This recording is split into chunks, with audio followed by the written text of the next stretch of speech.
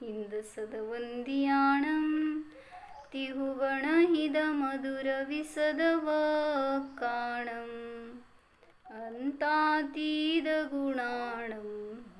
नमो जिनाणं जिदभवाणं।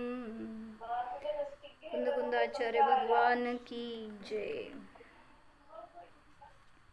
पंचास्तिकामध्ये गाथा नंबर 90 बघत होतो आपण. काय चाललंय वर्णन? आकाशद्रव्य म्हणजे कसं असतंय, काय असतं, याच्यासाठी आता एक थोड्या गाथा त्याच्यासाठी घेतल्यात.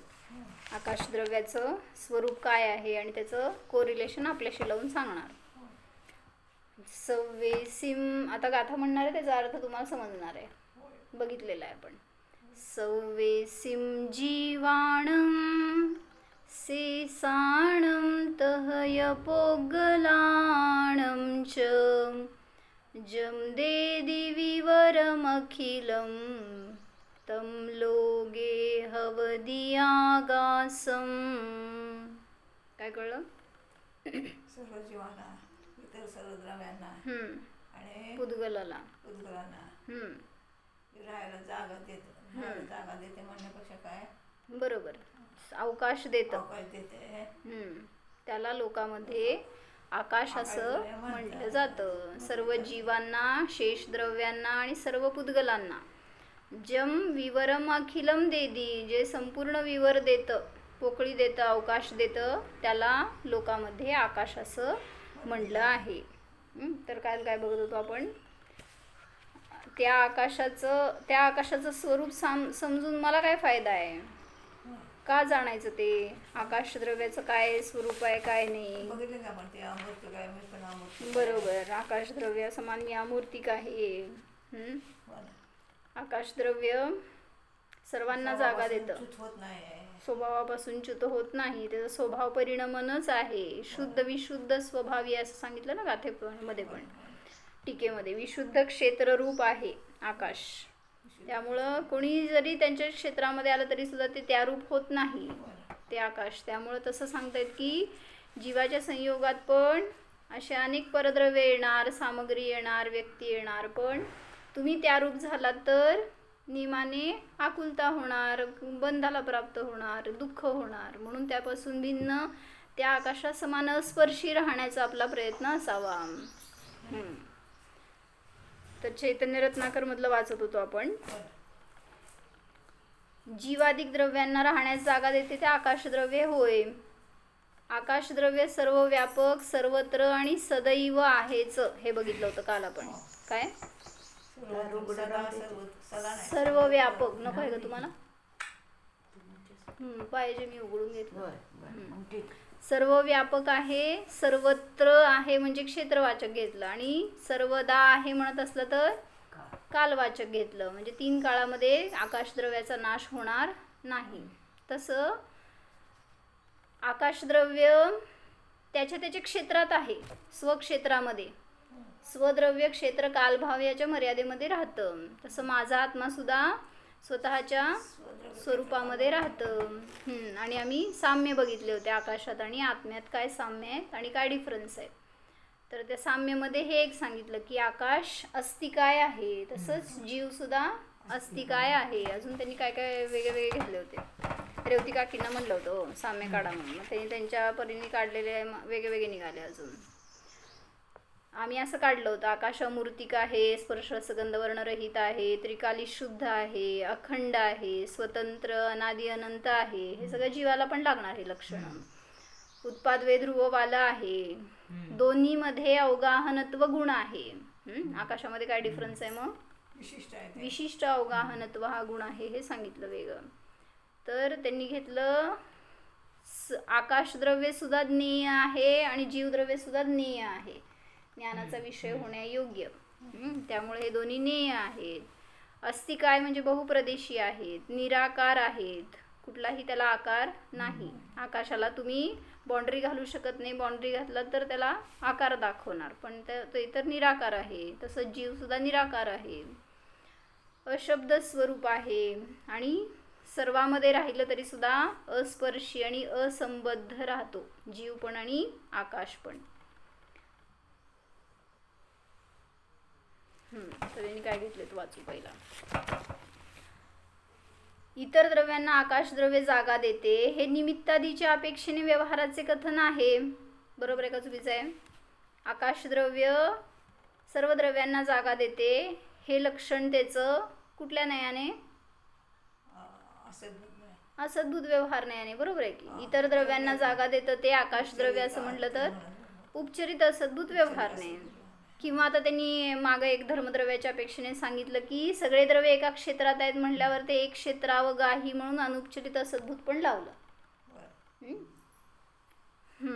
तर हे एक विचार आलं त्याच्यावर की आकाशाचं परिणमन नित्य चालू आहे. काल एकाने मला प्रश्न विचारलाय की जर आकाशद्रव्य परिणमन करतंय त्याच्यामध्ये सुद्धा उत्पादवे ध्रुव चालू आहे, षटस्थानपतीत हानिवृद्धी चालू आहे, तर ते क्रियावती शक्तीनी सहित आहे का असं विचारलं एकाने प्रश्न. आकाशामध्ये परिणमन होतंय तर क्रियावती शक्ती आहे का? हे तू द्या. गमन आणि स्थिर राहणं ह्या दोन कृती आहेत त्या क्रियावती शक्तीच्या आहेत. आणि हे जीव आणि पुद्गलच फक्त जीव आणि पुद्गलाचंच दिसून येतं. आकाशद्रव्य आहे तसं उदासीन रूप आणि आहे तसं स्थिर आहे. तिथं गमनागमनाची कुठं हीच नाही. मग काय सांगायचंय की परिणमन हे क्रियावती शक्तीचं कार्य नाही आहे. परिणमन कुठल्या गुणाचं कार्य आहे? द्रव्यत्व गुणाचं कार्य आहे. त्यामुळं जेव्हा ते क्षेत्राहून क्षेत्रांतर गमन करेल वगैरे तर क्रियावती शक्तीचं कार्य सांगितलं जाईल. पण ते तर अखंड आहे, त्याच्यामध्ये काय क्षेत्रांतर गमन नाही आहे. त्यामुळं म्हटलं की क्रियावती शक्ती जीव आणि पुद्गलामध्ये आहे, त्याच्यामध्ये कार्य दिसून येतं, पण आकाशद्रव्यामध्ये त्याचं कार्य नाही. आकाशद्रव्यामध्ये रूपांतर होते का? नाहीच होत. रूपांतर म्हणजे आता एक पर्यायाचं वे दुसऱ्या पर्यायात जाणार, हेच रूपांतर म्हणा. म्हणजे उत्पाद वे ध्रुव हे रूपांतर म्हणा. परिणमन आहे त्याला रूपांतर म्हणा. पण क्षेत्राहून अन्य क्षेत्राला जाणं हे क्रियावती शक्तीचं कार्य, ते क्षेत्रांतर्गमन झालं. पण असं क्षेत्रांतर्गमन नाही. आकाशद्रव्य काय कुठल्याही अन्य द्रव्यामध्ये नाही, जीव पुद्गलामध्येच फक्त आहे असं सांगा. हां, तर मला हे विचारायचं होतं की आकाशद्रव्याचं परिणमन नित्य चालू आहे प्रत्येक समयामध्ये, तर ते परिणमन म्हणजे एक कार्य आहे. बरोबर आहे? म्यूट आहे तुमचं. होय, अरेच्या क्षमा.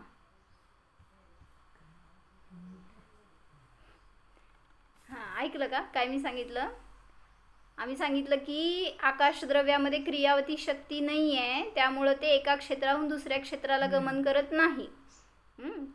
तर परिणमन होतंय हे द्रव्यत्व गुणाचं कार्य आहे, वस्तुत्व गुणाचं कार्य आहे, त्याच्या स्वभावानुसार अर्थक्रिया त्याची चालू आहे. त्यामुळं क्रियावती शक्तीचं कार्य त्याच्यामध्ये दिसून येत नाही. परिणमन होतंय म्हणजे क्रियावती शक्ती आहे असा अर्थ होत नाही. तर आकाशाचं जे तुम्ही परिभाषा करायला जाता तर ती निमित्तादीच्या अपेक्षेने केलेली आहे. मग त्याच्यामध्ये व्यवहारण्याचं कथन आहे असं सांगितलं. मी काय सांगत होते?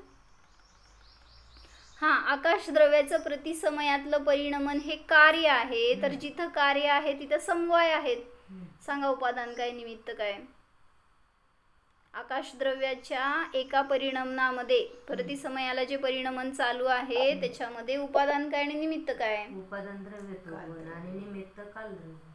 परिणमनामध्ये निमित्त घेणार तर कालद्रव्य आहे आणि उपादान त्याचं स्वयं द्रव्यत्व गुण, त्याची योग्यता, त्याचं उपादान. बाकीचे समवाय स्वभाव आहे ते उपादान झालं. निमित्त ठीक आहे, कालद्रव्य. पुढं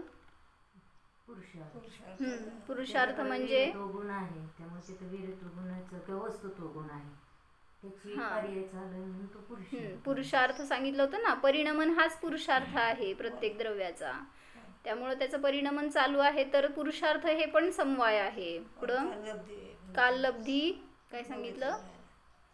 काललब्धी काय?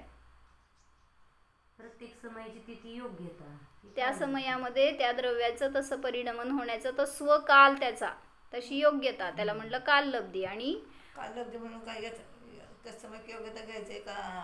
एका समयाचं परिणमन घ्यायचं असंच सांगितलं की त्यांनी. म्हणजे आपण त्रिकाली लावत होतो स्वकाल म्हणून, पण तसं नाही घ्यायचंय. त्या समयामध्ये जे काय परिणमन होते ती त्याची योग्यता. तसंच त्याच काळात का झालं तर त्याचा स्वकाल त्याचा. आणि भवितव्यता काय आकाशद्रव्याचं तसं परिणमन होण्याची तशी परिणमन होण्याची त्याची भवितव्यता. त्यामुळं पाचही समवाय त्या कार्यामध्ये पण घडतात. आपण त्या दृष्टीने कधी बघितलं नाही त्यामुळं नाही लावत, पण जीव पुद्गलामध्ये 5 समवाय लावतोय. पण तसं सगळ्या ठिकाणी जिथं कार्य आहे तिथं त्या रूपाने ते निमित्त आहेतच. तर काय सांगत होते की काल प्रश्न विचारला होता एकांनी की एका प्रदेशावर आकाशाच्या किती जीव राहतात.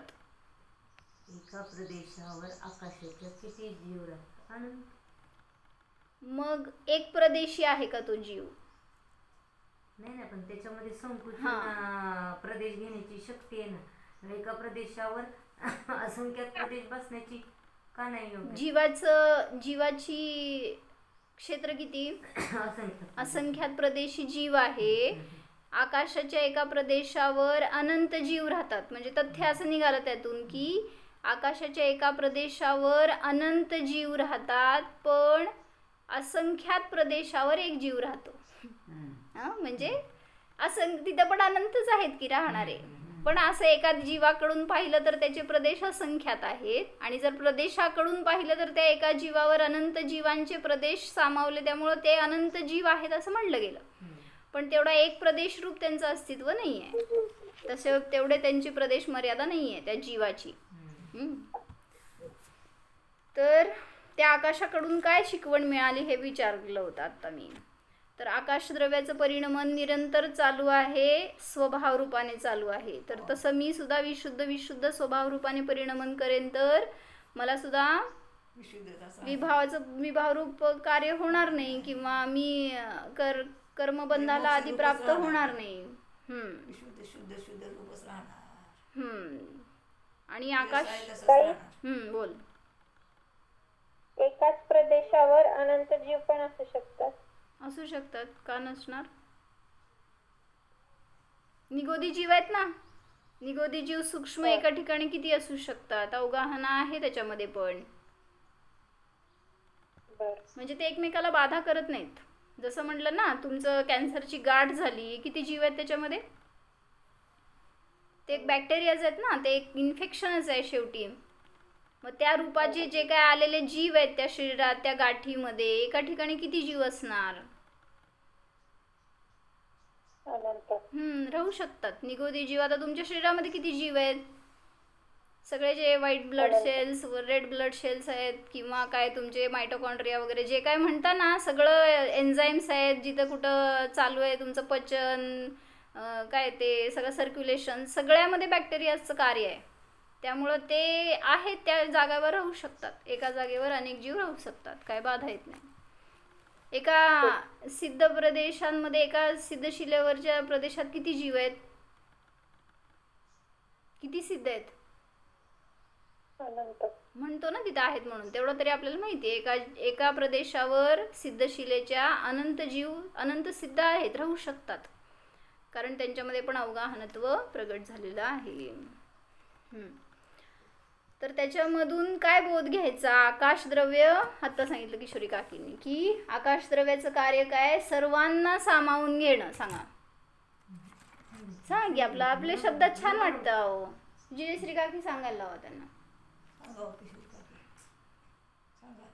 व्यावहारिक फायदा म्हटलं तर त्या ठिकाणी आपण घरामध्ये जरी राहिलो आणि सगळ्यांना सामावून घेतलं तर एक आनंदी वातावरण असतं. आणि कसं असतं, आपण आपली साधना पण करू शकतो. तसं आकाशद्रव्य आपल्याला सर्वांना सामावून घेण्याची ताकद ठेवतो, सगळ्यांना एकत्र ठेवण्याची ताकद ठेवतो. आणि त्यामुळं आकाशद्रव्यासारखं आपण सर्वांनी एकाला म्हणजे काय म्हणायचं, एकीनं राहिलं गेलं पाहिजे. त्या ठिकाणी हे सगळे स्वतंत्र आहे, कुणामध्ये कुणी चपडप करणार नाही, परंतु त्याला राहिलं एकच घर आहे ना. तसं एकाने राहिलं तरच त्या ठिकाणी आनंदाने आपण जीवन जगू शकतो. अशी महासत्तेवाला म्हणजे कार्याचा प्रश्नच येत नाही. मला त्याचं परिणाम करायचे, मला स्वयंपाक करायचे, मला रोटी करायची, मला आंघोळ करायची, मला जेवायचे, मला खायचे, हे काय प्रश्नच नको. मग तिच्यात असं सांगायचं की अजून स्वतःवर या त्याच्यातून. आकाश द्रव्य जसं सर्व द्रव्यांना सामावून घेतं तसं माझा जीव सुद्धा अनंत गुणांना सामावून घेतलेला आहे. आपल्या सगळ्या अनंत पर्यायांमध्ये बद्ध आहे. असं कुठून बाहेरून येणारे नाही आहे त्याचे गुणपर्याय किंवा बाहेर जाणार नाही आहेत. त्यामुळं माझं आकाश, माझं क्षेत्र, माझं द्रव्य हे इतर कुणाला जागा देत नाही, पण माझ्या सगळ्या अनंत गुणांना ते या विश्वामध्ये सामावून घेतं. स्वविश्व हे आहे. म्हणून त्या विश्वात राहिलो तर आपल्याला पण आनंद आहे. जसं तो त्याच्या अजून सांगितलं होतं मोह सांगितले. ते त्या योग्य असते. आकाश द्रव्यामध्ये जरी ते सगळ्यांना सामावून घेते तरी मोही होत नाही म्हणले हो. म्हणजे कोणाला पकडायला, चिटकायला, त्याच्यामध्ये आसक्त व्हायला जात नाही आकाश द्रव्य. तसं सांगितलं जीव सुद्धा काय करतोय, संयोगात आलेल्याच्या बरोबर जातोय पण तिथं आसक्त व्हायला जातो म्हणून मोही होतोय, रागीद्वेषी होतोय आणि त्याच्यामुळे बद्ध होतो त्यांच्याशी. मग तुम्ही तुमच्या क्षेत्रातल्या तुमच्या गुणपर्यायांमध्ये राहावा तर निर्मोही राहू शकाल. तरच ते शुद्ध राहू शकेल ना. बरोबर. शरीर रहित. नाहीतर असं आपण नुसतं म्हणतो शरीर सहित जीवगत डोक्यात कसं राहणार आणि कसं मोह सोडणार आणि कसं मोह होणार नाही असं बघतो. त्यामुळे चुकीची दृष्टी होती. दृष्टी म्हणजे काय, आपला दृष्टिकोन वेगळा आहे असं, म्हणजे घटवताना जर असं चुकीचं होत आहे का असं मला म्हणायचं आहे. आकाशात सगळे राहत आहेत पण आकाश त्यांच्यात राहत. बरोबर. तसं आपण सर्वांमध्ये राहतोय पण आपल्यामध्ये कोणी नाही राहायला नाही. पाहिजे. निर्मोहाने आपण सगळ्यांमध्ये राहतोय आता. तेच की मग आपल्यामध्ये कोणी नाही म्हणजे ज्ञानामध्ये कोणी नको राहायला. म्हणजे आपण त्याच्यात मोह नाही केलं पाहिजे. माझं म्हटलं तर ते आपल्यात ठेवलं. नाव पाणी में रहे, पाणी में नाव न रहे. नाही, नाव में पाणी न रहे, उलट झालं. तसं आपण सगळ्यामध्ये राहिला तर काय दोष नाही, पण आपल्यामध्ये आले कोण तर त्याच्यामुळं तिथं संसार सुरू होतो, बिघडतं. म्हणून आकाशासमान निर्लेप राहा, निर्मोह राहा, अस्पर्शी राहा, तर आपण पण विशुद्ध स्वभावाच्या रूपाने परिणमन करू शकतो. म्हणून वाक्य काय सांगितलं होतं, संघ में रहो पर संग में मत रहो. म्हणजे संघ में रहो पर संग में मत रहो. संघ म्हणजे तुमच्या ज्ञानात आलेला तो परिग्रह झाला आणि संघ म्हणजे बहिरंगात असणारा संयोग. त्याच्यानी काय दोष नाही हो, तुम्हाला राहा, सगळ्यांमध्ये राहताय ना अजून. ते जोपर्यंत बाहेर आहे तोपर्यंत बाधा नाही. ते जेव्हा तुमच्या ज्ञानात प्रवेश करणार तर नियमाने बाधा सुरू होणार. म्हणून एका संगतीमध्ये जास्त काळ राहू नका म्हणतात. जर तुम्हाला तसा मोह होत असेल, जर रागद्वेष होत असतील तर म्हणून घर सोडायचं आणि यायचं असतं सारखं महिन्याला. महिनाभर राहायचं आणि जायचं असते. आपल्या द्रव्याचं सुद्धा परिणमन सांगितलं. प्रत्येक परिणमन म्हणजे एक कार्य आहे आणि त्या कार्याचं हे म्हणायचं होतं की त्या आकाश द्रव्याचं परिणमन आपल्या ज्ञानाने गम्य नाही आहे. ते अतींद्रिय विषय आहे, तर तो एकतर अर्यंत सिद्धांच्या ज्ञानाचा विषय आहे किंवा मग परोक्ष रूपाने आपण त्याचं वर्णन जाणून समजून घेऊ शकतो. परिणमन परद्रव्याचं अगम्य आहे. आकाश द्रव्याचं म्हणा, तर सगळ्याच द्रव्याचं म्हणा, कुठल्या द्रव्याचं परिणमन आपण जाणून घेऊ शकतोय. त्याचं परिणमन त्याच्यामध्ये चालू आहे ते वेगळं दिसलं म्हणून तुम्हाला वाटतंय की ते परिणमित झालं असं, पण आपल्याला आपलं परिणमन आपल्याला गम्य आहे. तर एवढं समजते की विभाव रूपाने मी जर परिणमन करतोय तर ह्याचं फळ भविष्यामध्ये दुःख आहे. तर हे समजून जीवानी सावध व्हायला पाहिजे आणि स्वभाव रूपाने परिणमन करायला पाहिजे. म्हणून स्वतःचं परिणमन पहा, परद्रव्याच्या परिणमनाकडे आपला विषय, त्याला विषय बनवू नका. आपण पर्याय बघतोय ना, त्यामुळे लक्ष जाते पराकडे. बरोबर. जीव रूपाने समजलं स्वतःला, मला काय डोळे नाही, काय नाही, काय बघायचं आपल्याला, नुसतं जाणायचे ना. बरोबर. असं तुमची वृत्ती आहे ती खूप चांगली आहे, पण आमचं दृष्टी बाहेरच जातीये. डोळ्यानी पाहायला जातोय म्हणूनच त्रास आहे. ज्ञानाने पहा तर सगळे समान आहे. तर त्यांनी घेतलं होतं की लोकाकाशमध्ये लोक असा धातू आहे. त्याचा शब्दाचा अर्थ काय, दिसणे. जेथे जीवादिक द्रव्ये दिसतात तो लोकाकाश होय. मग आम्ही असा दोष काढला होता त्याच्यामध्ये, जिथं 6 द्रव्य दिसतात त्याला आकाश म्हणतात. असं म्हटलं तर ते सदोष आहे का निर्दोष आहे? कसं सदोष? अव्याप्ती दोष येतो, कारण आकाशाचं लक्षण अवगाहनत्व करा तर ते निर्दोष होणार.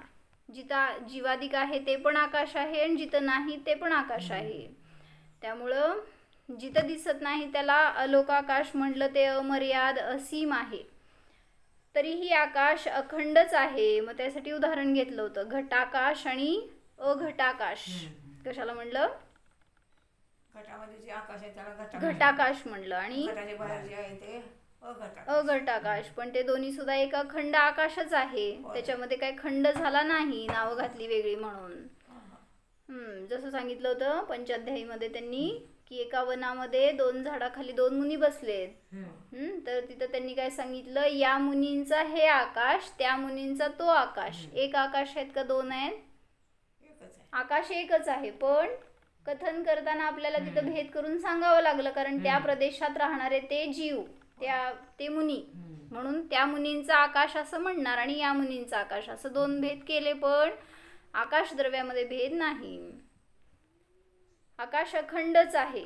लोकाकाशापेक्षा अलोकाकाश मोठा आहे. मग त्याच्यामध्ये कुठलाही रंग नाही आहे, इंद्रियांच्या द्वारे ते गम्य नाही आहे, त्याच्यामध्ये शब्द नाही आहे, हे सगळं सांगितलं. शब्द हे आकाशाचा गुण नाही.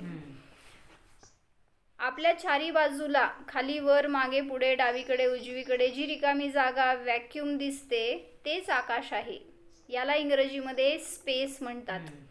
स्काय आणि स्पेसमध्ये फरक आहे. कुठलाच फरक? काय फरक आहे? काय नाही, स्काय. इंग्लिशमध्ये आम्हाला स्काय लिहिलं इथं. स्काय आणि स्पेस. स्काय म्हणजे काय? द्रव्य. आणि आता स्पेस म्हटले का नाही ते त्याचं लक्षण झालं. नाही, त्यांनी निळ्या आकाशाला स्काय म्हणलंय आणि पोकळीला म्हणलंय स्पेस. त्यामुळे स्काय म्हणजे आकाश द्रव्य नाहीये तर ते पुद्गल द्रव्य आहे. वायुमंडलाहून आकाश वेगळेच आहे. वायुमंडल कुठलं द्रव्य? जीव द्रव्य आहे. वातवले आहेत ना 3, म्हणजे ते सगळे जीव आहेत. ते म्हणजे आकाश नाही आहे. आकाशामध्ये असणारं ते वायुमंडळ आहे. मग आता तनु वातवलय, घन वातवलय, घनोदधी वातवलय, सगळे जीवच आहेत की. त्यामुळं ते वायू काही जीव आहेत, जल काही जीव आहेत त्याच्यामध्ये. आज विज्ञानाद्वारे अंतराळामध्ये स्पुतनिक फिरत आहेत. हो काय असतं ते? स्पुटनिक म्हणजे सॅटेलाइट्स फिरत आहेत. त्या पोकळीसच याला येथे आकाश म्हटले आहे. पोकळी म्हणजे रिकामी जागा रूप आकाश सर्वत्र व्याप्त आहे. यामध्येच जीवादी द्रव्ये राहतात. ज्याप्रमाणे मनुष्य घरामध्ये राहतो पण घर मनुष्यामध्ये राहत नाही. काय वाक्य? मनुष्य घरात राहतो पण घरामध्ये घर मनुष्यामध्ये राहत नाही. त्याप्रमाणे जीवादी द्रव्य देव, नारकी, मनुष्य, प्राणी मात्र, सूर्य, चंद्र, ग्रह, नक्षत्र, तारामंडल, वायू, अग्नी वगैरे आकाशामध्येच राहतात. आकाशास चराचर संपूर्ण सृष्टीचे विश्वाचे निवासस्थान म्हटले आहे. तरी अयोग्य ठरणार नाही का? तुम्ही म्हणताय ना तुम्ही घरामध्ये राहताय पण घर तुमच्यामध्ये राहत नाही. मग इथं तर आकाशामध्येच राहते म्हणताय ना सगळं तुम्ही. मग बरोबर आहे का चुकीचं आहे? कळलं का काय म्हटलंय प्रश्न? म्हणजे तुमच्यामध्ये घर आहे का? नाहीये. मग आकाशामध्ये कसं काय सगळे द्रव्य? म्हणजे त्यांना म्हणायचं ऍक्च्युली तिथं शब्दामध्ये आलाय फक्त तसं, पण आकाशामध्ये म्हणजे काय त्या द्रव्यात प्रवेश करत नाहीत कुठलेही अन्य द्रव्य. आपल्या प्रदेशामध्ये म्हणजे त्या क्षेत्रात आले, एका क्षेत्रात म्हणून म्हणलं गेलं आकाशामध्ये ते सगळे आहेत. पण आकाशाच्या स्वभावामध्ये कोणी घुसलेलं नाही. मध्ये हा प्रत्यय आहे, समजून घ्या व्याकरण. पण त्या मध्येला बाजूला ठेवा. या सीमित दृष्टीने पाहिले तर सर्वत्र आकाश दिसून पडते. दृष्टी तर क्षितिजापर्यंत पोहोचते. पण त्याही पुढे अनंत असीम आकाश आहे हे तर्काने जाणू शकतो. कसे? तर ज्या स्थानावर आपण उभे आहोत त्या स्थानाहून 100 मैलाच्या पुढे आपल्या सीमित दृष्टीने क्षितिज दिसते. परंतु एवढेच आकाश नसून आकाश असीम आहे. कारण जर आम्ही जेथे क्षितिज दिसत होते तेथून 100 मैल पुढे गेलो व पाहिले तर पुन्हा 100 मैलावर क्षितिज दिसते. काय? इथून तुम्हाला 10 किलोमीटरवर क्षितिज दिसलं म्हणून तुम्ही 10 किलोमीटरवर गेला. क्षितिज पुढं का गेलं? कोण क्षितिज? शेवटी ती एक आउटलाईन आहे ना तुमच्या डोळ्याला दिसणारी, त्यामुळे ती पुढंच जाणार जोपर्यंत तुम्ही पुढं जाणार. असं मी लहान असताना ते सूर्याकडे बघायचं आणि वाटायचं की किती इथंच आहे की जवळच आहे. म्हणजे सूर्य उगवताना वगैरे असं दिसताना की इथंच आहे, मग इथून पुढं जाऊ ना आपण, तिथं जाऊन मिळेल आपल्याला. कुठं मिळणार? कुठेही गेलं तरी मिळणार नाही. असे पुढे पुढे गेलो तरी आकाशाची समाप्ती होतच नाही. कारण अंतिम क्षितिज कोणी शोधू शकले नाही. किती सायंटिस्टनी फिरलं तरी सांगतायत बरं का ते येऊन असं की आम्ही साऊथ पोल आणि नॉर्थ पोल काढलंय म्हणून. आणि मग हां, तर त्यांनी परवा एका ह्याच्यात ऐकले मी कोणाच्या तर प्रवचनमध्ये की नाही चेतन भैयांनी सांगितलं पण ह्याच्या नातेपुतेच्या, ते म्हणाले की जे काय तुम्हाला माहिती असलेलं विश्व आहे ना, सगळं काय तुम्ही फॉरेन कंट्रीज जे काय माहिती आहे म्हणताय ना, ते सगळे पोल्स पण त्यामध्ये आले. सगळं म्हणजे आर्यखंडाचा एक अंश आहे. लेंच खंड तर माहितच नाही तुम्हाला, जाऊ दे, पण आर्यखंड सुद्धा पूर्ण माहित नाही आहे. तो खंड इतका मोठा आहे की तुमचं सगळं जे माहिती असलेलं क्षेत्र आहे ते त्याचा एक भाग आहे, एक अंश आहे. एवढंच फक्त आपल्या ज्ञानाचा विषय बनू शकतो. बाकी सगळं तर अतिंद्रिय ज्ञानगम्य आहे. म्हणून त्याचा शोध करायला जाऊ नका. हां, क्षितिजासारखं फिरतच राहणार नाही. त्यांनी फिरवून सांगितलंय तो की आम्ही एंडला पोचलो म्हणून. पोल्स मिळाले म्हणतात ते, म्हणजे दुनियाचं एक टोक आणि दुसरं टोक आम्हाला मिळालं. ध्रुव हां असं ते म्हणतात, पण ॲक्च्युली ते नाही आहे तसं. असं मला एकाने विचारलं की म्हणले तुम्ही असं म्हणता की एवढं क्षेत्र संपल्यावर त्याच्या पुढं काय नाही आहे, पण असं कुठंच नाही आहे म्हणले. आम्ही जिथंपर्यंत जातो तिथंपर्यंत त्या पुढं काय नाही आहे असं नाहीच आहे. म्हटलं तुम्ही त्या शेवटच्या टोकाला पोचलाच नाही आहे म्हणजे. नाही म्हटले कुठं त्या शेवटी त्या बाँड्रीपर्यंत गेलो आपण, जरी पृथ्वीच्या ते म्हणतात असं काय ते नॉर्वे वगैरे म्हणतात, तिथं ते सूर्य दिसतो बुडताना वगैरे असं म्हणतात. तर ते तिथं गेलं तरी सुद्धा आम्हाला असं दिसलं नाही की पुढची एरिया रिकामी आहे, तिथं कोणीच नाही राहत. म्हणजे तुम्ही दिवस 6 महिने रात्र कशाला न काढलं ते मग ध्रुवावर 6 महिने दिवस आणि 6 महिने रात्र असते म्हणून. होय, ते सायंटिस्ट लोकांचं काय म्हणणं सगळं इंद्रिय विषयाचं आहे, ते इंद्रिय ज्ञानाचा विषय आहे. त्यामुळे त्याच्यामध्ये किती खरेपण आहे सांगू शकत नाही. असं शास्त्रात कुठं आलं नाही आहे 6 महिने आणि 6 महिने का आलंय? भूगोल शिकवतात, हां, शास्त्रात नाही आहे म्हटल्यावर आपल्याला त्या विषयामध्ये स्टडी नाही करायची आहे. म्हणजे भगवंतांनी सांगितलं की एक तर निरंतर दिवस आहे, निरंतर रात्र आहे, नाहीतर रोज दिवस रात्र आहे. कसं? कुठं सांगा? म्हणजे कर्मभूमीत दिवस रात्र हा भेद आहे. बरोबर, कर्मभूमीत नरकामध्ये वगैरे निरंतर रात्र आहे. बरोबर. स्वर्गामध्ये निरंतर दिवसच. का बरं? स्वर्गामध्ये कुठं सूर्य आहे? तेच की, मग तिथं तर सूर्याचा संबंधच राहत मग दिवस कसा आहे? दिवस म्हणजे तिथं अंधार हा प्रकारच नाही. का नाहीये? तेच की, कल्पवृक्षच असतो. हा, कल्पवृक्षाचा प्रकाश आहे. प्रकाशाचं साधन पाहिजे नाही काहीतरी, त्यामुळे कल्पवृक्षाचा प्रकाश आहे. कल्पवृक्ष भोगभूमीमध्ये पण निरंतर दिवस आहे. अजून कुठं दिवस आहे? विदेह क्षेत्रात पण आहे, कारण केवली आहेत तिथं, त्यामुळे तिथं पण असं काही दिवस रात्र हा भेद येत नाही. कसं म्हणजे जिथं आहे तिथं रात्र होत नाही, असं केवळ ज्ञानाचा प्रकाश आहे म्हणतात ना. हा, मला पण तेच विचारायचं. आपल्यासारखंच असणार ना, दिवस रात्र असणार. म्हणून तर मग केवलींचा प्रकाश आहे ना आपले कुंद आचार्य ते म्हणले नाही ना, मी 7 दिवस उपवासच केला त्यांनी. हिकडचा दिवस तो तिकडची रात्र, हिकडची रात्र ती तिकडचा दिवस नाही त्यांनी केलं. मग आता रात्री काय करते तरी म्हणतो भगवान? अरिहंत भगवान रात्री काय मग करतात? दिवे ध्वनी आहेच ना आपल्या इथं 4 टाइम दिवे ध्वनी. मग रात्री कसं दिवे ध्वनी खेळणार? हो 12 वाजता रात्रीच्या. हा ना. सामायिक टाइम. तेच ना, मग रात्री बोलणार का असं विचारले. बोलतच नाही ना ते. सर्वांना प्रश्न असच. कारण ते जिथं आहे तिथं तर रात्र नाही आहे, कारण आता जिथं फिरणार आहे तरी हंत. हा मग ती दिवसातून इतके तास दिवे ध्वनी खेळती असं बोलते ती कसं लावायचं मग आहे तिथं दिवस रात्र हेच सांगायला लागले ते पण. कारण सगळंच आहे ना, तुम्ही आयु मोजताय तिथल्या जीवांची किंवा काय आपल्यासारखं लाईफस्टाईल सगळं आहे चतुर्थ काळ असल्यामुळं, कर्मभूमी असल्यामुळं. भोगभूमीमध्ये एक वेगळं सांगितलं, तिथं एक रात्री हा भेद नाही आहे कल्पवृक्षांचा प्रकाश असल्यामुळं. पण जिथं भगवान आहेत अरिहंत भगवान, तिथं ते देव पण आहेत की जे रात्र होऊ देत नाहीत, जिथल्या क्षेत्रात आहेत तिथं तरी ॲटलिस्ट. म्हणजे समोशरणामध्ये समजा रात्री जाऊन थांबले कुठं तर, आता म्हणायचं विहार चालू आहे आणि थांबले तिथं, विहार तर कसं करणार म्हणायचं रात्री अरिहंत भगवान.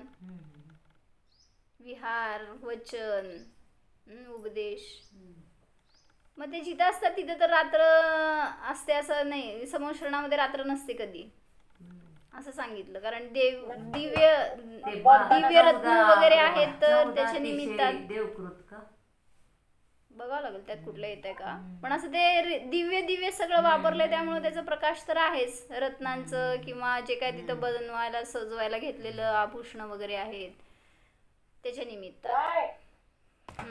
काय म्हणते विद्या काकी? नाही, आपण तिथं दिवसा इतके तास दिवे ध्वनी कीर्ती असं बोललं जातं, त्यामुळं ती कसं लावणार मग, रात्रंदिवस कसं ठरवणार? रात्री पण दिवे ध्वनी आहे की? पण रात्रंदिवस नाही का? स्वर्गामध्ये नाही आहे, कारण तिथं कल्पवृक्ष आहेत जसं भोगभूमीमध्ये. पण चतुर्थ काळ असल्यामुळं विदेह क्षेत्रामध्ये कालाचं परिवर्तन आहे, सकाळ रात्र दुपार असं आहे की, म्हणून तर ते मध्यान्ह अपराह्न असं वगैरे काढलं जातं. बरं राहू दे प्रश्न आपल्याकडं, आपण कोणाकडनं उत्तर मिळालं तर सांगते. स्वर्गाचं सूर्यात संबंधच नाही आहे, नरकामध्ये संबंध नाही आहे. अजून कुठं आहे सांगा? नाही, तिथं पण सूर्य सकाळ रात्र दुपार आहे, म्हणजे दिवस रात्र भेद आहे. अजून कुठं नाही आहे भेद? सिद्धशिलेवर. हा, वर जाईना तुम्ही, खाली खालीच फिरायलाय. वर जाऊन या. म्हणजे घेतलं होतं एकदा प्रकरण आपण. नरकामध्ये पण सूर्यचंद्र नाही आहेत, इवन ऊर्ध्व लोकामध्ये पण नाही आहेत, मध्य लोकामध्ये पण फक्त 2.5 द्वीपापर्यंतच आहेत. बाहेर निरंतर दिवस आहे तिथं पण, कारण तिथं सगळे अवस्थित आहेत. काय कुठल्याही, कारण जगन्य भोगभूमीचं आहे, समान रचना आहे. अवस्थितचा काय अर्थ घ्यायचा आहे? म्हणजे ते फिरत नाहीत, स्थिर आहेत एके ठिकाणी, त्यामुळे ते निरंतर प्रकाशमान सूर्य. अवस्थितचा अर्थ ध्रुव असं घेतलं तर नाही, अवस्थित म्हणजे ते मागचं सूत्राशी रिलेटेड घेतलंय ना, की इथले चंद्र सूर्य फिरतात 2.5 द्वीपातले, बहिरवस्थित हा म्हणजे बाहेरचे अवस्थित आहेत, म्हणजे ते फिरत नाहीत हा अर्थ आहे. त्यामुळे तिथं असं दिवस रात्र असा भेद नाही. मग म्हणजे फक्त 2.5 द्वीपापर्यंतच तुमच्या सूर्यचंद्राचा प्रकाश आणि दिवस रात्र असा भेद. बाकी ऊर्ध्व लोकामध्ये नाही, असंख्यात द्वीप समुद्रामध्ये नाही, नरकात नाही आणि सिद्धशिलेवर पण नाही. इवन इथं असताना त्या समोशरणामध्ये पण तसा भेद नाही. ते एका पूजनात म्हटलं ना, रवी शशी तुमचे ज्योतिर्मान. म्हणजे कारण त्यांच्या समोर ह्यांचं तेज जास्त आहे ना, सूर्यापेक्षा सुद्धा केवळ ज्ञानाचं तेज अधिक आहे असं सांगितलं गेलं. त्याच्या निमित्त ते सूर्य दिसत नाही त्यामुळं. आणि कल्पवृक्षाचं पण तेज जास्त आहे सूर्याच्या समोर. कशावर ना? कल्पवृक्ष अधिक प्रकाशमान आहेत. हो, म्हणून तर मग ते कल्पवृक्ष लयाला गेले की 4था काळ जेव्हा बरोबर चतुर्थ काळाची सुरुवात जेव्हा होती तेव्हा त्याच्यावरच अनुमान लावला ना, की काहीतरी लाल लाल दिसतंय म्हणून ह्याच्यामध्ये आकाशामध्ये. मग कल्पवृक्षाची कांती कमी कमी होत चालली, तेव्हा तो सूर्य तेव्हा पण तेवढाच तेजस्वी होता, पण तेव्हा झाकला गेला त्या कल्पवृक्षांच्या प्रकाशामागं. आणि आता जेव्हा तो हे कल्पवृक्षांचं कांती कमी होत गेली, त्यांचं शक्ती कमी होत गेली, तर आता तो लाल काहीतरी गोळा दिसू लागला, म्हणून तिथं ते सूर्य आहे असं समजलं. बरं, कुठं गेलो होतो? क्षितिजावर. तिथून कुठं गेलो? स्वर्गात आणि नरकात.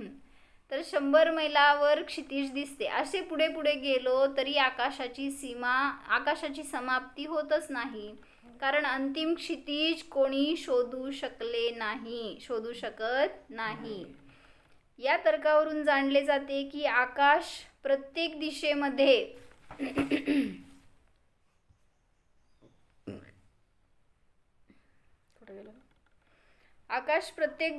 अनंत आहे, व्यापक आहे. हे आकाशद्रव्य अनंत असीम आहे, कारण वरील निळ्या आकाशास कोठेतरी अंत आहे, वायुमंडलास अंत आहे, परंतु आकाश मात्र अंतरहित आहे, अंत नाहीच. आकाशद्रव्यामध्ये उत्पाद व्यय ध्रुव चालू आहे व सदैव स्वभाव परिणमनच चालू आहे. मग हे सगळं समजून आपल्याला काय फायदा? आकाशद्रव्यामध्ये जाऊ नका, स्वतःच्या आकाशामध्ये राहा, स्वतःच्या क्षेत्रामध्ये राहा. बाह्य आकाशामध्ये कुठेही जायला गेलो तर मग त्या क्षेत्राचा मोह होतो, तिथल्या व्यक्तीचा मोह होतो, किंवा त्या काय म्हणायचं त्या आकाशात प्रवेश करतो आपण. म्हणून बाह्य आकाश फक्त ज्ञेय रूप आहे एवढं जाणलं तर त्याच्यापासून अस्पर्शी भिन्न राहू शकतो. म्हणून असं स्वतःला आकाशासमान निर्लेप, स्वच्छ किंवा अस्पर्शी जाणा. ओम. सांगा कोण? सांग किशोरी का? दोघं एकमेकाकडे दाखवत बसा.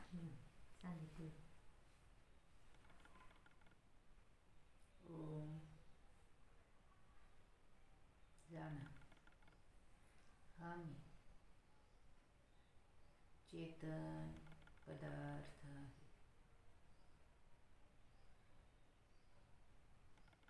ज्ञानामध्येच माझं अस्तिकायपणा आहे. ज्ञानाचा आहेपणा पहा. विचारामध्ये तो दृष्टिगोचर होत आहे. त्या विचाराला जेथून उत्पत्ती होते त्याचं स्वसंमेलन करा. जाणीवेत येत आहे चेतन आत्मा, परम शांत आत्मा.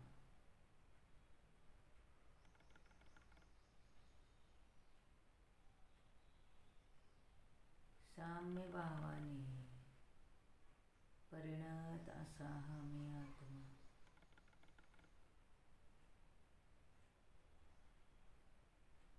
मी आहे, आहे, आहे. आहेची जाणीव, अस्तित्व, एक्झिस्टन्स, स्वसंवेदन.